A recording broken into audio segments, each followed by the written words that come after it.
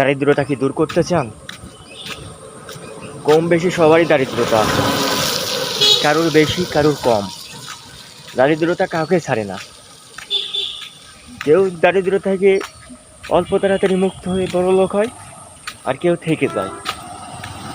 মহান আল্লাহ তাআলা পৃথিবীতে সৃষ্টি করেছেন তার ইবাদতের জন্য। সবারই কম বেশি আল্লাহ তাআলা খুদ রেখেছেন, করেছেন। কিন্তু আমরা মনে করি বড়লোকদের আল্লাহ তাআলা বেশি ভালোবাসেন, কিন্তু তা না। আল্লাহ তাআলা গরিবদেরই বেশি ভালোবাসেন। তা আল্লাহ তাআলা আমাদের প্রত্যেকটা অভাব মেটানোর জন্য অনেক সূরা, আল্লাহ তাআলার ৯৯টা নামের মানে আমরা কম বেশি কেউই জানি না। অনেক সূরা আছে যে সূরার মাধ্যমে দারিদ্রতাও দূর হতে পারে, অভাব, মনের ইচ্ছা, অনেক কিছু দূর হতে পারে। কিন্তু আমরা কম বেশি কেউ কিছু জানি না এই সম্পর্কে।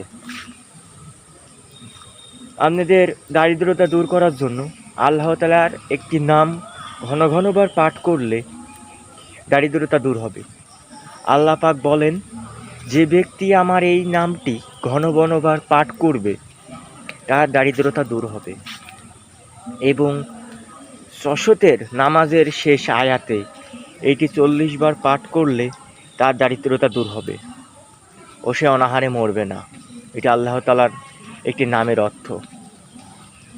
আল্লাহ তাআলার নামটি হলো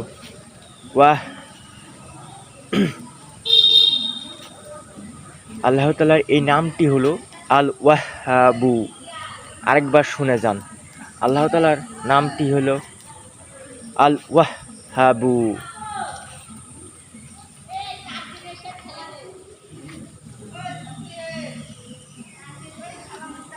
নামটি ঘন ঘনবার পাঠ করবেন, তাহলে আর আল্লাহর রহমতে দারিদ্রতা থাকবে না।